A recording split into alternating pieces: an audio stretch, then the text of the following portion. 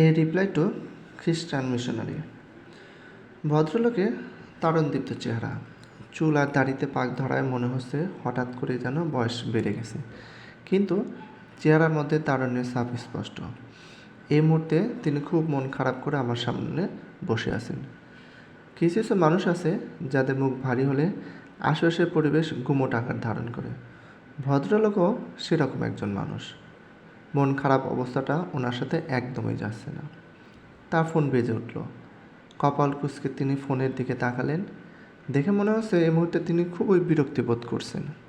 ফোনটি বাজতে বাজতেই বন্ধ হয়ে গেল। ভদ্রলোক আমার দিকে তাকালেন, তাকে হালকা হাসার চেষ্টা করলেন, কিন্তু কৃত্রিম হাসিতে তাকে একদম মানায়নি। তাকে প্রশ্ন করলাম, তো আপনি খ্রিস্টান মিশনারিদের কোথায় পেলেন? প্রশ্ন শুনে তিনি কিছুটা স্বাভাবিক হওয়ার চেষ্টা করলেন। বোতল থেকে ঢক ঢক করে পানি পান করলেন। একটু গলা খাকারি দিয়ে বললেন, আমার এক ব্রিটিশ বন্ধু লন্ডনে মিশনারিদের একটা দাওয়া প্রোগ্রামে আমাকে নিয়ে গিয়েছিল, সেখানেই। আপনার বন্ধু কি মুসলিম? না, খ্রিস্টান। ও আচ্ছা। ভদ্রলোকের সমস্যা একটু বলে না দরকার। তিনি সম্প্রতি খ্রিস্টান মিশনারিদের কাছ থেকে একটি তথ্য পেয়েছেন। এই তথ্যটি এতটাই বিদঘুটে যে এর সত্যাসত্য না জানা অবধি ভদ্রলোক কোনো শান্তি পাচ্ছেন না। তথ্যটি হলো, কোরআনে নির্দিষ্ট করে বলা নেই ইব্রাহিম আলাইসাল্লাম সেদিন ঠিক কাকে কোরবানির জন্য নিয়ে গেছিলেন, ইসমাইল আলাইসাল্লামকে নাকি ইসাক আলাইসাল্লামকে। হাদিসেও এটির তেমন কোনো সদুত্তর পাওয়া যায় না, কিন্তু মুসলিমরা নাকি অন্ধভাবে বিশ্বাস করে যে ইব্রাহিম আলাইসাল্লাম সেদিন ইসমাইল আলাইসাল্লামকেই কুরবানি করতে নিয়ে গিয়েছিলেন। কোরআনে এই ইস্যুতে কোনো নির্দিষ্ট নাম ব্যবহার না করলেও বাইবেলে উল্লেখ পাওয়া যায় সেদিন ইব্রাহিম আলাইসাল্লাম তার পুত্র ইসমাইল আলাইসাল্লামকে নয়, ইসাক আলাইসাল্লামকে কুরবানি করতে নিয়ে গিয়েছিলেন। আমাদের আলাপ আরও কিছু দূর করালো। বললাম, তো এখন আপনি কি বিশ্বাস করছেন? ভদ্রলোক আমার কথার কোনো উত্তর দিলেন না। সম্ভবত তিনি সিদ্ধান্তহীনতায় ভুগছেন। এরই মধ্যে আমাদের মাঝে সাজিদ এসে উপস্থিত, হাতে এক গাদা বই। লাইব্রেরি থেকে ফিরেছে। এসে আমার পাশে ধপাস করে বসলো। কিছুটা ক্লান্ত দেখাচ্ছে তাকে। কাঁধ থেকে ব্যাগটি টেবিলে রাখতে রাখতে আমাকে উদ্দেশ্য করে বলল, আচ্ছা, তোকে যদি বলি ক্লাসিক্যাল একটি সিরাত গ্রন্থের নাম বলতে, তুই কোন সিরাতটির নাম বলবি? তার চোল উস্কো খুস্কো। চশমা ফ্রেম ঠিক করতে করতে উত্তর পাবার আশায় সে আমার দিকে তাকালো। আমি বললাম, ইবনু ইসাক অথবা ইবনু হিসামের সিরাত গ্রন্থ। যদি আরও আপডেটেড সিরাতের কথা জানতে চাস তাহলে হালামলের আর রাহিকুল মাকতুমের কথা বলতে পারি। সাজিদ জোরে একটা নিঃশ্বাস ফেলে বলল, আমি জানতাম তুই এই উত্তরটাই দিবি। 95% শিক্ষিত বাঙালি মুসলিম এই উত্তরটাই দেবে। তুই কি বলতে চাস ঠিক বুঝতে পারছি না। সে আবার আমার দিকে তাকে বলল, সিরাতের নাম উঠলেই লাভ দে ইবনু ইসাক অথবা ইবনু হিসামে চলে যাস, কিন্তু বাংলা ভাষায় যে অত্যন্ত ক্লাসিক্যাল সিরাত মজুদ আছে সেটা কি জানিস? কয়েক মুহূর্ত ভাবলাম। বাংলা ভাষায় সিরাত, তা আবার ক্লাসিক্যাল পর্যায়ে, ঠিক মনে করতে পারছি না, হয়তো বা আমার জানা নেই। বললাম, না তো, কোনটার কথা বলছিস? সাজিদ বলল, মাওলানা মুহাম্মদ আকরাম খাঁয়ের মোস্তফা চরিত্র। বইটির কথা আমি অনেক শুনেছি, কখনো পড়া হয়নি অবশ্য। এটি যে এত উঁচু এবং ক্লাসিক্যাল পর্যায়ের সিরাত সেটাই আমি জানতাম না। বললাম, বলিস কি, এত বিখ্যাত সিরাত অথচ আমিই জানি না। বাই দ্য ওয়ে, তুই কি পড়েছিস সেটি? সাজিদ কোনো উত্তর দেয়নি। আমি জানতাম সে উত্তর দেবে না। পড়েছে তো অবশ্যই, নয়তো এখানে এসে এটা নিয়ে লেকচার ঝাড়তো না। পাশে বোমা ফাটলেও যার মুখ দিয়ে আওয়াজ বেরোয় না সে এসেই যখন এত বড় লেকচার দিয়ে দিল, তাহলে নিশ্চিত সামথিং ইজ দেয়ার। আমাদের আলাপের মাঝখানে ভদ্রলোক কথা বলে উঠলেন। ও হ্যাঁ, ভদ্রলোকের নাম বলা হয়নি। তার নাম আহসান ইমতিয়াজ। আহসান সাহেব সাজিদের দিকে তাকে বললেন, তুমি কি সাজিদ? সাজিদ তার দিকে তাকালো। সে মনে হয় এতক্ষণ খেয়াল করেনি। সালাম দিয়ে বলল, জি, আমি সাজিদ। ভদ্রলোক ওয়ালাইকুম আসসালাম বলে সাজিদের দিকে হাত বাড়ালো। আমি বললাম, সাজিদ, আহসান আঙ্কেল সেই সকাল 10টা থেকে তোর জন্য অপেক্ষা করছেন। সাজিদের প্রশ্ন, তুই কি গতকাল তার কথাই বলেছিলি? হ্যাঁ। সাজিদ আহসান আঙ্কেলের দিকে তাকিয়ে বলল, সরি আঙ্কেল, আসলে আজ আমার একটা এক্সট্রা ক্লাস ছিল বলে লেট হয়ে গেল। না না, ইটস ওকে। আহসান আঙ্কেল বললেন। এরপর নানা রকম আলাপের মাধ্যমে আহসান আঙ্কেল তার মনের খসখসানির ব্যাপারটি সাজিদকে খুলে বলতে লাগলেন। আসলে হয়েছে কি জানো, খ্রিস্টান মিশনারিদের পাল্লায় পড়ে খুব শঙ্কার মধ্যে আছি। তারা বলতে চায় যে ইব্রাহিম আলাইসাল্লাম তার পুত্র ইসমাইল আলাইসাল্লামকে নয়, ইসাক আলাইসাল্লামকে সেদিন কুরবানি দিতে নিয়ে গিয়েছিলেন। বাইবেলে নাকি এমনটাই বলা আছে। সাজিদ চুপচাপ ঠান্ডা মাথায় সব কিছু শুনে বলল, বাইবেলের যে জায়গায় ইসমাইল আলাইসাল্লামের বদলে ইসাক আলাইসাল্লামের কথা আছে তাকে আপনি পড়েছেন? হ্যাঁ, বললেন আহসান আঙ্কেল। মনে আছে সেই অংশটুকু? হ্যাঁ, বলুন তো।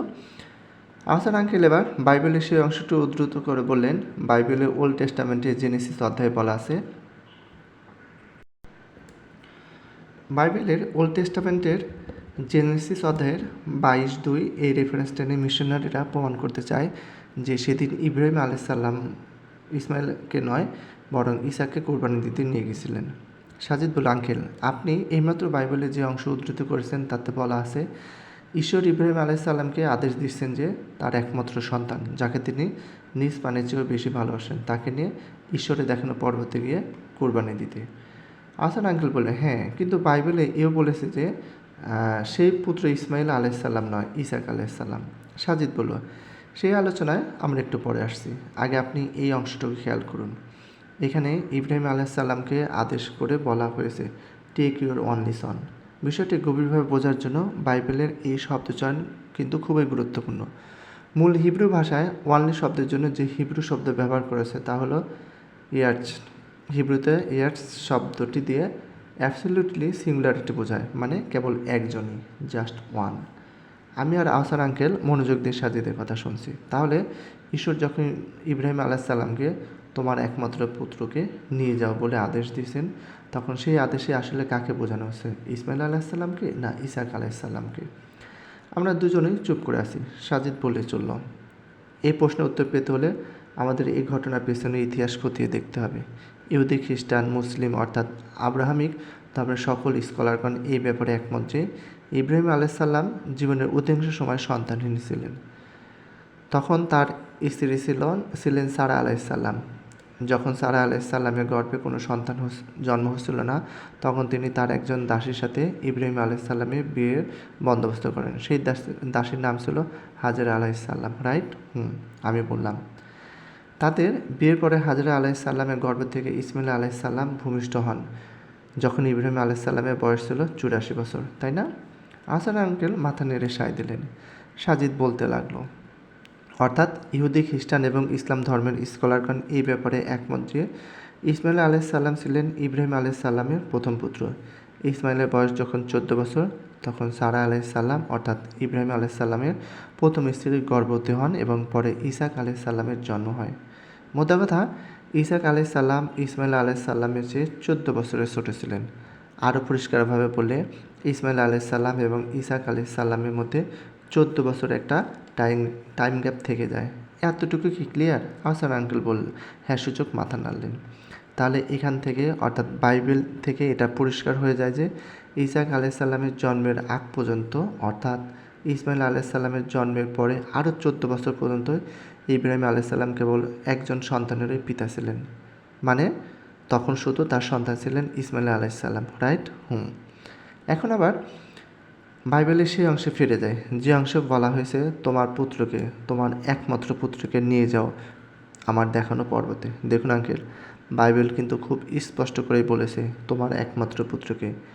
এখন আমরা যদি খ্রিস্টান মিশনারিদের কথা মতো ধরেও নিই যে এখানে ইসমাইল আলাইসাল্লাম নয় ইসাক আলাইসাল্লামকে বোঝানো হচ্ছে, তাহলে তোমার একমাত্র পুত্রকে বলার কারণ কি? ইসাক আলাইসাল্লামের জন্মের পর তো ইব্রাহিম আলাইসাল্লামের মোট 2 সন্তান হয়ে গেল। এখানে তো বলা উচিত তোমার পুত্রদের মধ্যে থেকে অথবা তোমার 2 পুত্রের মধ্যে থেকে ইত্যাদি, কারণ এই ঘটনায় যদি ইসাক আলাইসাল্লামকে টানি তাহলে ইব্রাহিম আলাইসাল্লামের সন্তান সংখ্যা দাঁড়ায় 2। তাহলে 2 সন্তান থাকা সত্ত্বেও এখানে বাইবেল কেন তোমার একমাত্র পুত্রকে বলল? এটি এর জন্য যে এই একমাত্র পুত্র ছিলেন ইসমাইল আলাইসাল্লাম। এই ঘটনা অর্থাৎ সন্তান কুরবানির ঘটনা যখন ঘটছে তখন ইসাক আলাইসাল্লামের জন্ম হয়নি, তখন কেবল ইব্রাহিম আলাইসাল্লামের একজনই সন্তান ছিল ইসমাইল আলাইসাল্লাম। তাহলে বাইবেল এবং বাইবেলীয় ইতিহাস মতে ইব্রাহিম আলাইসাল্লাম সেদিন ইসাক আলাইসাল্লামকে নয় ইসমাইল আলাইসাল্লামকে কুরবানি দিতে নিয়ে গেছিলেন। এতটুকু বলে সাজিদ একটু থামলো। আহসান আঙ্কেল বললেন, কিন্তু এখানে একটা সমস্যা আছে সাজিদ। খ্রিস্টানরা ইসমাইল আলাইসাল্লামকে নবী হিসাবে এবং ইব্রাহিম সালামের বৈধ পুত্র হিসেবে স্বীকৃতি দিতে চায় না। কেন দিতে চায় না জানো? কারণ ইসমাইল আলাইসাল্লামের জন্ম হয়েছিল একজন দাসীর গর্ভে, তাই। আহসান আঙ্কেলের কথা শুনে সাজিদ হাসলো। এরকম সিরিয়াস ব্যাপারে আলোচনা করতে গিয়ে সে কখনো হাসে না। আজ ব্যতিক্রম হলো। হাসি থামিয়ে বলল, কিন্তু আঙ্কেল, বাইবেল যে এ ব্যাপারে একদম ভিন্ন কথা বলে। যেমন? আহসান আঙ্কেলের উৎসুক প্রশ্ন। বাইবেলে বলেছে হাজরা আলাইসাল্লাম ইব্রাহিম আলাইসাল্লামের বৈধ স্ত্রী ছিলেন। বাইবেলের জেনেসিসে বলা আছে, Sarah Abraham's wife took Hajra the Egyptian her slave girls and gave her to her husband Abraham as his wife. অর্থাৎ সারা, যিনি ইব্রাহিম আলাইসাল্লামের স্ত্রী ছিলেন, তার দাসী হাজরা আলাইসাল্লামকে ইব্রাহিম সালামের কাছে দিলেন স্ত্রী হিসাবে। এখান থেকে একেবারে দিনের আলো মতো স্পষ্ট যে হাজরা আলাইসাল্লাম ইব্রাহিম আলাইসাল্লামের বৈধ স্ত্রী ছিলেন। আহসান আঙ্কেল বললেন, আই সি। তাছাড়া ইব্রাহিম আলাইসাল্লাম শুধু মুসলিম নয়, খ্রিস্টান এবং ইহুদিদের কাছে একজন সম্মানিত প্রফেট। তাহলে তারা কিভাবে এটা ভেবে নিতে পারে যে এরকম সম্মানিত একজন প্রফেটের কারোর সাথে অবৈধ সম্পর্ক থাকতে পারে এবং অবৈধ সন্তানও আসতে পারে? সাজিদের কথায় ভীষণ যুক্তি আছে। আসলেই তো, যাকে নবী হিসাবে মানে তার বিরুদ্ধে এরা কিভাবে এরকম ধারণা পোষণ করে। আহসান আঙ্কেল বললেন, তোমার কথা বুঝতে পেরেছি আমি, তবে এই ব্যাপারে তাদের কাছে একটি যুক্তি আছে। তারা বলে শিশু ইসমাইল নবী ইব্রাহিম আলাইসাল্লামের সন্তান হিসেবে ততদিন পর্যন্ত স্বীকৃত ছিলেন যতদিন ইসাক আলাইসাল্লামের জন্ম হয়নি। ইসাক আলাইসাল্লামের জন্মের সাথে সাথে ইসমাইল আলাইসাল্লাম ইব্রাহিম আলাইসাল্লামের সন্তান হওয়ার মর্যাদা হারিয়ে ফেলেন। গ্লাস থেকে ঢক ঢক করে পানি পান করলো সাজিদ। এরপর গ্লাস টেবিলের উপরে রাখতে গিয়ে বলল, এটাও কিন্তু একটা বাইবেল বিরোধী মান আঙ্কেল। সাজিদের কথায় আহসান আঙ্কেল বেশ অবাক হলেন। অবাক হলাম আমিও। চোখে মুখে বিস্ময় নিয়ে আহসান আঙ্কেল জানতে চাইলেন, কোনটা? সাজিদ বলতে লাগলো, একটু আগে যে বললেন যতদিন ইসাক আলাইসাল্লাম জন্মাননি ততদিন ইসমাইল আলাইসাল্লাম ইব্রাহিম আলাইসাল্লামের পুত্র ছিলেন। ইসাক আলাইসাল্লামের জন্মের সাথে সাথেই ইসমাইল আলাইসাল্লামের পুত্রের মর্যাদা হারান। হ্যাঁ, তারা এরকমই বলে, জবাব দিলে আহসান আঙ্কেল। কিন্তু বাইবেল কি বলে জানেন? কি? বাইবেলও বলেছে, and his sons Isaac and Ishmael buried him Abraham in the cave of Machpelah. অর্থাৎ ইব্রাহিমের পুত্র ইসাক এবং ইসমাইল ইব্রাহিমকে দাফন করল মাকফেলাহ নামক একটি গুহায়। দেখুন, ইব্রাহিম আলাইসাল্লামের মৃত্যুর পরেও বাইবেল বলছে and his son Isaac and Ishmael. লক্ষণীয়, বাইবেল কিন্তু ইব্রাহিম আলাইসাল্লামের মৃত্যুর পরেও ইসমাইল আলাইসাল্লামকে তার পুত্র বলে স্বীকৃতি দিছে। আর খ্রিস্টান মিশনারিরা কিনা ইসাক আলাইসাল্লামের জন্মের পরে ইসমাইল আলাইসাল্লামকে ইব্রাহিম আলাইসাল্লামের পুত্রের খাতা থেকে বাতিলও করে দিচ্ছে। এজন্য বাইবেলের ওপরেই এক ধরনের খবরদারি। আসলেই তো, সাজিদের কথা শুনে মনে হচ্ছে খ্রিস্টান মিশনারিগুলো তাদের বাইবেলটা ভালো মতো পড়েওনি। পড়লে তো এরকম আহামুখী যুক্তি দেখানোর কথা না। আহসান আঙ্কেল বললেন, বেশ যৌক্তিক আলোচনা, কিন্তু মিশনারিরা বলে এই ঘটনা কুরআন ও ইসমাইল নয়, ইসাকের দিকেই নাকি ইঙ্গিত করে। অর্থাৎ কুরআনের ইঙ্গিত থেকেও নাকি জানা যায় সেদিন ইব্রাহিম আলাইসাল্লাম ইসমাইল আলাইসাল্লামকে নয়, পুত্র ইসাককেই কুরবানি দিতে নিয়ে গিয়েছিলেন। আহসান আঙ্কেলের কথা শুনে আমি বেশ অবাক হলাম। কুরআন এরকম একটি কথা কিভাবে বলতে পারে? সাজিদ বলল, যেমন? আহসান আঙ্কেল বলতে লাগলেন, সূরা সাফফাতের 99 থেকে 112 নম্বর আয়াতগুলো দেখো। 99 আয়াতে বলা হয়েছে, সে ইব্রাহিম আলাইসাল্লাম বলল, আমি আমার রবের পথে চলব, তিনি নিশ্চয়ই আমাকে পথ দেখাবেন। 100 নং আয়াতে বলা হয়েছে, হে আমার প্রতিপালক, আমাকে সৎকর্মশীল একটি পুত্র দান করুন। 101 নম্বরে বলা আছে, এরপর আমি তাকে একজন ধৈর্যশীল পুত্র সন্তানের সুসংবাদ দিলাম। 102 নম্বর আয়াতে বলা আছে, অতঃপর সে পুত্র সন্তানটি যখন তার পিতার সাথে চলাফেরা করা বয়সে পৌঁছালো তখন ইব্রাহিম আলাইসাল্লাম বললেন, বৎস, আমি স্বপ্নে দেখেছি তোমায় আমি জবাই করেছি, এখন বলো তোমার অভিমত কী? সে বলল, হে পিতা, আপনাকে যা আদেশ করা হয়েছে আপনি তাই করুন, আল্লাহ চাইলে আপনি আমাকে ধৈর্যশীলই পাবেন। 103 নম্বর আয়াতে বলা হয়েছে, দুজনের যখন আনুগত্যে মাথা নুইয়ে দিল আর ইব্রাহিম তাকে উপর করে শুয়ে দিল। 104 নম্বর আয়াতে বলা হয়েছে, আমি তাকে ডাক দিলাম, হে ইব্রাহিম। 105 নম্বর আয়াতে বলা হয়েছে, তুমি তোমার ওয়াদা পূর্ণ করেছো, নিশ্চয়ই আল্লাহ এভাবে সৎকর্মশীলদের পুরস্কৃত করেন। 106 নম্বর আয়াতে, এটি ছিল একটি সুস্পষ্ট পরীক্ষা 107 নম্বর আয়াতে, এবং আমি তাকে এক মহান কুরবানির বিনিময়ে ছাড়িয়ে নিলাম 108 নম্বর আয়াতে, এবং আমি তাকে পরবর্তীদের জন্য স্মরণীয় করে রাখলাম 109 নম্বর আয়াতে, ইব্রাহিমের ওপরে শান্তি বর্ষিত হোক 110 নম্বর আয়াতে, এভাবেই আল্লাহ সৎকর্মশীলদের পুরস্কৃত করেন 111 নম্বর আয়াতে, সে ইব্রাহিম আলাইসাল্লাম ছিল সৎকর্মশীলদের একজন। আর তাকে 112 নম্বর আয়াতে বলা আছে, আর তাকে সুসংবাদ দিয়েছিলাম ইসাকে, যে ছিল সৎকর্মশীল বান্দাদের অন্তর্ভুক্ত একজন নবী। এখান থেকে খ্রিস্টান মিশনারিরা বলতে চায় যে আয়াতে প্রথম দিকে ইব্রাহিম আলাইসাল্লামকে একজন ধৈর্যশীল পুত্রের সুসংবাদ দেওয়া হচ্ছে, কিন্তু তার নাম উল্লেখ করা নেই। সূরাটিতে আরও কিছু দূর পরে এসে আবারও সুসংবাদ সংবলিত একটি পুত্রের কথা বলা হয় এবং নামও উল্লেখ করা হয়। এবার যার নাম উল্লেখ করা হয় তিনি হলেন ইসাক আলাইসাল্লাম, ইসমাইল আলাইসাল্লাম নয়। অর্থাৎ কোরআন থেকে সুস্পষ্ট যে সেদিন ইব্রাহিম আলাইসাল্লাম ইসমাইল আলাইসাল্লামকে নয়, ইসাক আলাইসাল্লামকেই কুরবানি করার জন্য নিয়ে গেছিলেন। সাজিদ একটু গলা খাঁকড়ি দিয়ে বলল, আঙ্কেল, মিশনারিদের এই যুক্তি খুবই দুর্বল। কিভাবে? প্রশ্ন করলেন আহসান আঙ্কেল। প্রথমে সূরা সাফাতের 100তম আয়াতটি খেয়াল করুন। ওখানে কি বলা হচ্ছে? বলা হচ্ছে, হে আমার প্রতিপালক, আমাকে সৎকর্মশীল একজন পুত্র সন্তান দান করুন। এখন আমাদের জানতে হবে ইব্রাহিম আলাইসাল্লাম এই প্রার্থনা কবে করেছিলেন। এই প্রার্থনা তিনি তখন করেছিলেন যখন তিনি সন্তানহীন ছিলেন। আগেই বলেছি, জীবনের দীর্ঘ 84 বছর পর্যন্ত তিনি কোনো সন্তানের মুখ দেখেননি, ঠিক? হ্যাঁ, বললাম আমি। এরপরে আয়াতে কি আছে দেখুন। পরের আয়াতে আছে, আমি তাকে একজন ধৈর্যশীল পুত্র সংবাদের সুসংবাদ দিলাম।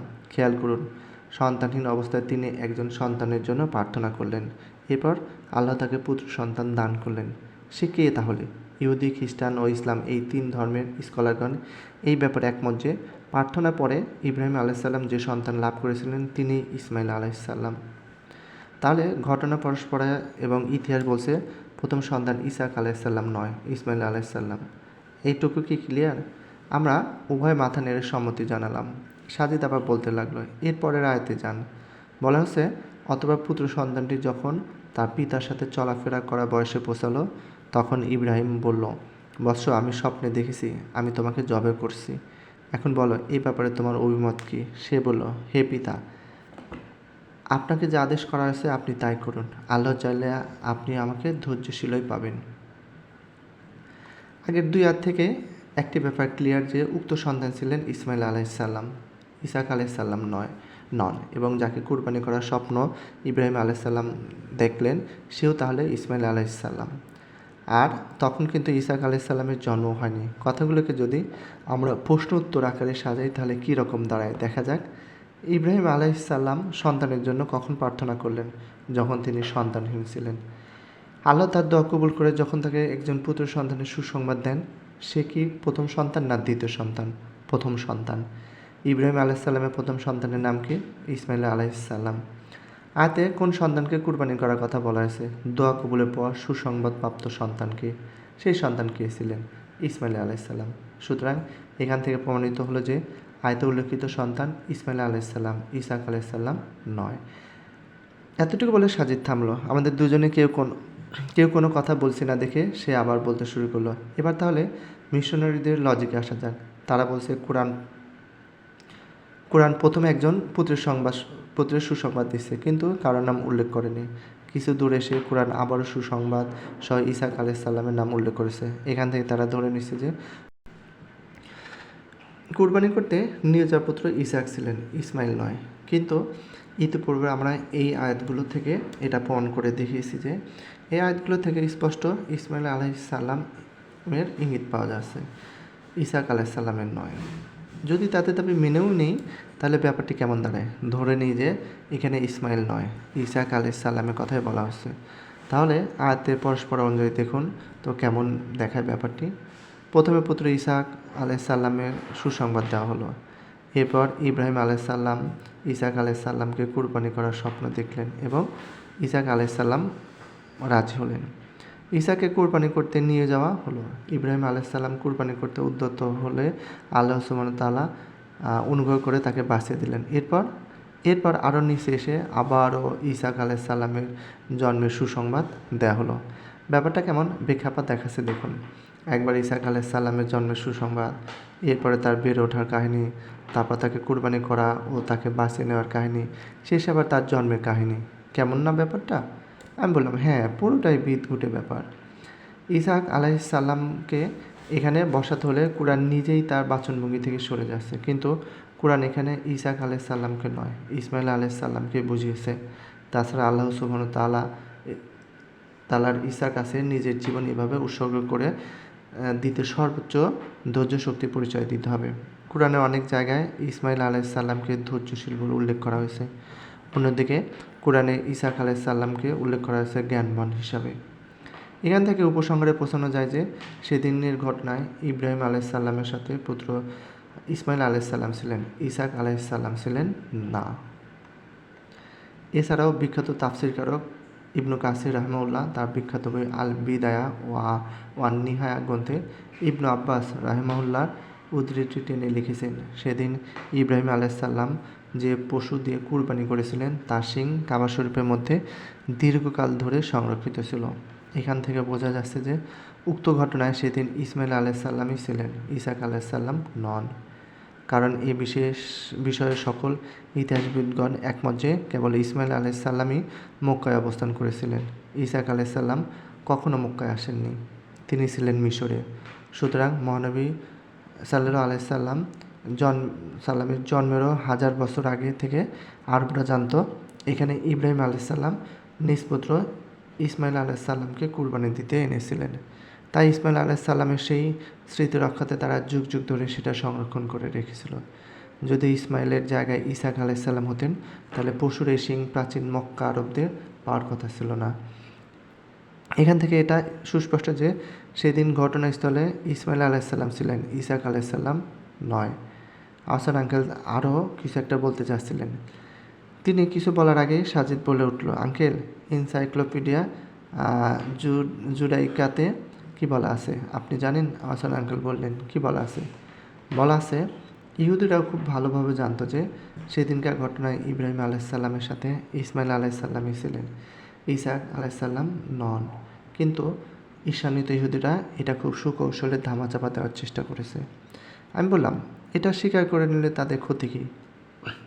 সাজিদ আমার দিকে তাকে বলল, ইহুদি এবং খ্রিস্টানরা খুব ভালোভাবে জানতো যে শেষ জামানার একজন ঈশ্বরের দূত আসবে। তারা আশা করে রেখেছিল সেই দূত হবে ইসাক আলাইহিস সালামের বংশধরদের মধ্যে থেকে, কারণ ইসাক আলাইহিস সালাম ছিলেন সারা আলাইহিস সালামের গর্ভে,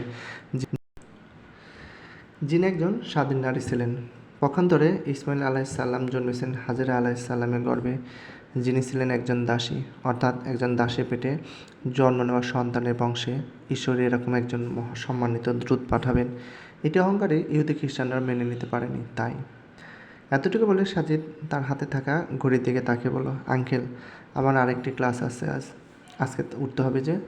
টেবিলে রাখা বইগুলো সাজিদ হাতে তুলে নিচ্ছে। দেখলাম বইগুলোর মধ্যে মাওলানা আকরাম খাঁ রচিত মোস্তফা চরিত্র বইটি রয়েছে। আমি টান দিয়ে সেটা ওর হাত থেকে নিয়ে নিলাম। এত ভালো মানে সিরাত এভাবে হাতছাড়া করা যায় না। সাজিদ আহসান আঙ্কেলের দিকে তাকিয়ে বলল, আঙ্কেল, আজ তাহলে আসি। আহসান আঙ্কেল আরেকবার হাত বেড়ে দিলেন তার দিকে। হ্যান্ডশেক করা হলে আহসান আঙ্কেল সাজিদের চোখে চোখ রেখে বললেন, লিভ লং মাই সন। সাজিদ মুচকি হাসলো, তার ক্লাসে তারা আছে। সালাম দিয়ে সে ক্লাসের উদ্দেশ্যে ছুটল। সাজিদ চলে যাওয়ার পরে আমি আহসান আঙ্কেলের দিকে তাকালাম। মনে হচ্ছে এই লোকটার বয়স হওয়া উচিত ছিল 30, কিন্তু লোকটা ইতিমধ্যেই 50-এর গোটা পার করে ফেলেছে। তার চেহারা থেকে বিরক্তির আভাটুকু চলে গেছে। বিরক্তি বদলে সেখানে জায়গা করে নিয়েছে এক চিলতে হাসি।